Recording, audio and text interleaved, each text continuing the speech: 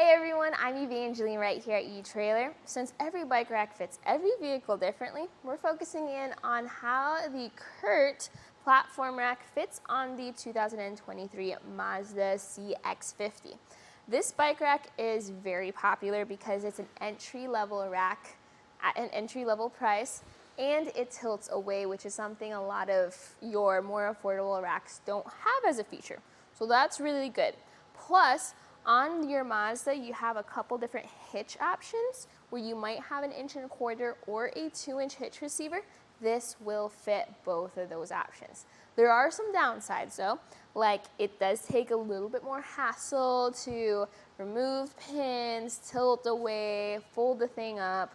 So those are things we're gonna run through in this video so you can decide if this is the right fit for you and your bikes. Let's start with the tilting function. If you needed to get into your cargo area, you may want to tilt the whole rack away with the bikes on.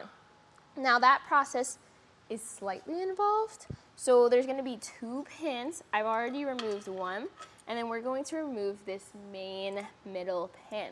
Be mindful that as you remove this pin, the rack will want to tilt away. So I always recommend doing this with a second person if you have your rack fully loaded up. So with that pin tilt out, we can now bring this whole rack down, and then now we can do things like open up our hatch. Notice that really deep tilt, very helpful for all this clearance. So if you have your waters in here, your backpacks in here, your helmets in there, or if you're the type that wants to just hang out by the hatch, switch out your shoes, things like that, you can still do all those things even with your bikes loaded. Now, bringing it back up is simply a matter of lifting up and then putting that pin back in. Now, that might be a lot of weight you're pushing up because this rack does have a weight capacity of 45 pounds per bike. So hopefully, if you are carrying a second bike, that means that there's a second person there to help you out. We're gonna leave that second pin hanging because we're gonna move this into the compact position later. Before we do that, let's talk about how the bike is secured on there. So the main thing holding the bike down is gonna be our frame mount. So our frame mount is actually locking, so that way you don't have to deal with separate cable locks or things like that. You just secure this onto the bike and lock it in place. To take the bike off, what I actually do is I push this as high up as I can. There we go. So then now I can grab the bike and go. If you are able to maneuver well or have a second person help you, you could also just remove that pin and fold this mast down in case your bike is on the heavier side. For me though, I am able to kind of like pivot the bike through because there's plenty of clearance between the car and the bike. So another thing that really helps keep that bike in place are those wheel loops. And you'll notice that they're adjustable and they're on the thin side. If you have fat tires, you can always switch these out for the wider loops or hoops, however they like to call it. But this is what your bike rack looks like without the bike on there. I like how lightweight it is, and it doesn't take up as much space compared to some other racks. It does kind of stick up a little bit though, so if you are driving around, I would recommend putting it in the folded up position. Before we get to that though, let's talk about some measurements and dimensions. From the bumper to the end of the rack, that sits at about 27.75 inches. So pretty decent when it comes to space it takes up. If you have a small garage or need to park into a tight spot, that's something that would be helpful there. The next is going to be ground clearance, and I like to measure from the ground to the rack 19 inches. Let's compare that to where our hitch receiver and shank is, and that's about 10.5 inches. So very decent shank rise, meaning this sits a little bit higher than some other racks.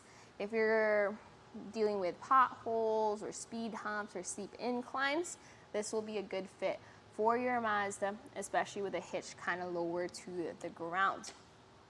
Now, moving this rack into a slightly more compact position, what I'm gonna do is, you have the option of folding these sides up if you were to store the rack. But if I was to leave the rack on the vehicle, what I'd actually do is bring this mast down, just like that. Now it is gonna stick out, so definitely don't be driving around like this. You're gonna then want to fold the whole thing up.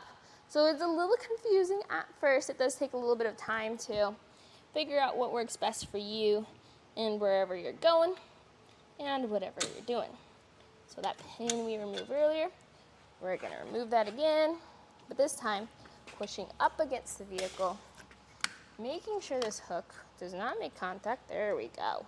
That looks much better. And then now we are putting the pin right back in.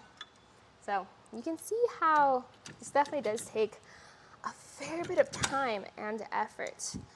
But it is an entry-level rack, so it's fine, as long as you know exactly what you need to do. There we go. That's in there. Let me put this pin in here, and now we are ready to drive. Let's talk about measurements again. Quick measurement. Bumper, this time to the end of the rack, is 14.5 inches, so a big difference compared to earlier. Make sure you have your hooks in the upright position. That way as you drive around, zero contact there. Plenty of visibility. Our backup camera sits in this opening here, so you might have like 90% visibility still.